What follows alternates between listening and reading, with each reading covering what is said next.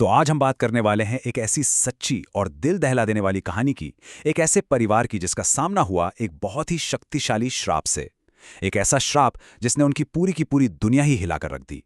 ये कहानी है फारूक नाम के एक शख्स की, जिसकी कह सकते हैं एक बसी बसाई खुशहाल जिंदगी पर एक खौफनाक साया पड़ गया। और ये साया था बंगाली काले जादू का। तो चलिए आज इस कहानी के एक एक पन्ने को पलट कर देखते हैं। अब देखिए, इस खौफ की गहराई को समझने के लिए ना हमें पहले ये जानना होगा कि फारूक ने अपनी जिंदगी में क्या क्या बनाया था। मतलब दांव पर लगा क्या था जिसे वो खोने वाला था। तो फारूक की कहानी ना बिल्कुल किसी फिल्म की तरह थी। मतलब एक लड़का जो गरीबी से निकलकर मेहनत करके वो सब कुछ हासिल करता है जिसका सपना शायद हम सब देखते हैं। एक बड़ा सा घर, एक अच्छी गाड़ी और एक प्यारा सा हंसता खेलता परिवार। लेकिन कहते हैं ना, कभी कभी यही खुशियां और यही दिखावा दुश्मन बन जाता है। और शायद अनजाने में ही फारूक किसी की बुरी नज़र में आ चुका था। तो शादी के 5 साल, 5 खुशहाल साल गुजर गए और फिर उनकी दुनिया उजड़नी शुरू हो गई। हुआ ये कि जोया अचानक एक बहुत ही अजीब, एक रहस्यमयी बीमारी की चपेट में आ गई। और ये ऐसी बीमारी थी जिसका इलाज दिल्ली के बड़े बड़े डॉक्टर भी नहीं समझ पा रहे थे। सोचिए, जो जोया हमेशा हंसती खिलखिलाती रहती थी, वो अब बस खामोश बिस्तर पे पड़ी रहती थी। ये बदलाव किसी बुरे सपने से कम नहीं था। फिर एक रात कुछ बहुत अजीब हुआ। फारूक की नींद ना एक हल्की सी फुसफुसाहट से खुली। उसने देखा कि जोया बिस्तर पर बैठी है और उसकी पीठ फारूक की तरफ है। वो कुछ बोल रही थी, कुछ बुदबुदा रही थी, पर वो भाषा फारूक ने आज तक नहीं सुनी थी। वो ना हिंदी थी, ना उर्दू और ना ही अरबी, कुछ बिल्कुल ही अलग। जब फारूक ने उसे आवाज दी तो जोया पलटी और उसने कोई 4 सेकंड तक फारूक को एक ऐसी भयानक, एक ऐसी अनजानी नजर से देखा कि फारूक अंदर तक कांप गया। और फिर वो अचानक बेहोश होकर बिस्तर पर गिर पड़ी। सबसे अजीब बात, अगली सुबह जोया को इस बारे में कुछ भी याद नहीं था। अब देखिए, ऐसा नहीं था कि कोशिश नहीं की गई। एक साइकेट्रिस्ट को दिखाया गया, एक स्थानीय आलिम साहब से भी मिले, लेकिन कोई फायदा नहीं हुआ, बल्कि हालात और भी ज्यादा खौफनाक होते जा रहे थे। कुछ महीने और बीते। दिसंबर की एक बहुत ही सर्द रात थी। फारूक की नींद अचानक एक कटर-पटर जैसी आवाज से खुली। घर में अजीब सी ठंडक थी, जैसे सब कुछ जम गया हो। वो धीरे धीरे, बहुत सावधानी से आवाज की दिशा में स्टोर रूम की तरफ बढ़ा। वहां उसने देखा कि जोया जमीन पर बैठी है, उसकी पीठ दरवाजे की तरफ है और वो उसी अजीब भाषा में बड़बड़ा रही है। पर इस बार ऐसा लग रहा था मानो वो अकेली नहीं है, जैसे वो किसी से बात कर रही हो। एक टू वे कॉन्वर्सेशन चल रहा था, किसी ऐसी चीज के साथ जो वहां थी ही नहीं।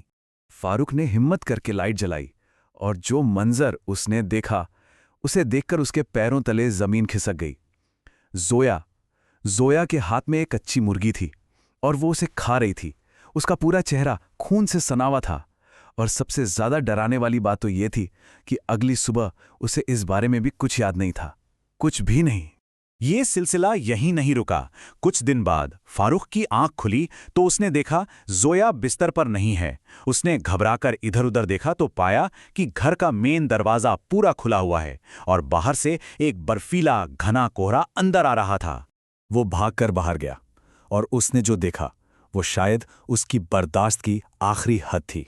कड़ाके की ठंड में सिर्फ एक पतले से सूट में जोया नंगे पैर अपने खून से सने हाथों से जमीन खोद रही थी। वो पागलों की तरह जमीन खोदे जा रही थी और वही मंत्र बुदबुदा रही थी। बस यही वो पल था जब फारूक समझ गया, ये कोई बीमारी नहीं है, ये कुछ और है। और अगर उसने कुछ नहीं किया तो वो अपनी जोया को हमेशा हमेशा के लिए खो देगा।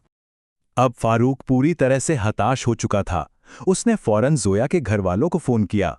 वो लोग आए और अपने साथ एक बहुत ही जाने माने मौलाना साहब को लेकर आए। कहते हैं उन मौलाना ने घर में कदम रखते ही कह दिया था, जो भी किया गया है बहुत बहुत खतरनाक है। वो पूरे घर में घूमे और फिर जब लॉन में पहुंचे तो उन्होंने ठीक उसी जगह पर उंगली रखी जहां जोया उस रात जमीन खोद रही थी। मौलाना ने फारूक से कहा कि उस जगह को खोदो। जब मिट्टी हटाई गई तो अंदर से एक अजीब सी चीज मिली। मौलाना ने फौरन सबको उसे नंगे हाथों से छूने के लिए मना कर दिया। उन्होंने एक लकड़ी की मदद से उसे उठाया और एक कपड़े पर रखा। यही वो चीज थी जो जोया की इस हालत की जड़ थी। वो एक छोटी सी गुड़िया जैसी कोई चीज थी जिसपे अजीब सी भाषा में कुछ लिखा था, कई सारी पिनें चुभी हुई थीं और खून के धब्बे भी थे। मौलाना ने बताया कि यह बंगाली काले जादू का एक बहुत ही शक्तिशाली तरीका है और इसे करने वाला कोई बाहरी नहीं बल्कि परिवार का ही कोई बहुत करीबी है, कोई रिश्तेदार। मौलाना ने उसे ठिकाने लगाने का एक तरीका बताया और एक सख्त हिदायत दी, जब तुम इसे दफना कर लौटो तो पीछे मुड़कर मत देखना। कोई तुम्हारा नाम पुकारे, कोई रोए, कोई चीखे, पीछे नहीं देखना। फारूक और उसके साले ने वैसा ही किया। उसे एक बहुत ही सुनसान जगह पर दफना दिया और लौटते वक्त फारूक को कई बार ऐसा लगा जैसे कोई उसका नाम पुकार रहा है, लेकिन उसने पीछे मुड़कर नहीं देखा। तो उस श्राप की जड़ को उखाड़ फेंकने के बाद घर में, जिंदगी में सब कुछ बदलने लगा। और बदलाव भी कैसा? लगभग फौरन। जोया की सेहत ठीक होने लगी, उसकी एनर्जी वापस आ गई और धीरे धीरे वही पुरानी हंसमुख जोया वापस लौट रही थी जिसे फारूक प्यार करता था। परिवार ने अपनी बिखरी हुई जिंदगी को दोबारा समेटना शुरू कर दिया था। अब फारूक के दिमाग में ये बात बैठ गई थी कि ये सब किसी अपने का ही किया धरा है, तो उसने खुद को पूरी तरह बदल लिया। दौलत का दिखावा बंद, सफलता का दिखावा बंद, बल्कि अब वो अपने हर रिश्तेदार की मदद करने लगा। शायद उसे उम्मीद थी कि उसकी ये अच्छाई उस इंसान का दिल पिघला देगी जिसने भी ये सब किया था। और ऐसा लगा कि ये तरीका काम कर गया। पूरे 2 साल 2 साल तक सब कुछ बिल्कुल ठीक रहा। परिवार में खुशियां लौट आईं। फारूक का काम धंधा फिर से चल पड़ा। ऐसा लग रहा था जैसे वो बुरा सपना अब खत्म हो चुका है। लेकिन 2 साल की इस खामोशी के बाद कुछ ऐसा हुआ जिसने फारूक की जिंदगी को हमेशा हमेशा के लिए बदल कर रख दिया। अब सवाल ये है कि वो क्या था। ये कहानी हमें इसी एक अधूरे मोड़ पर छोड़ जाती है और एक बहुत ही डरावना सवाल भी पीछे छोड़ जाती है। क्या इस तरह की बुराई सच में कभी पूरी तरह खत्म होती है?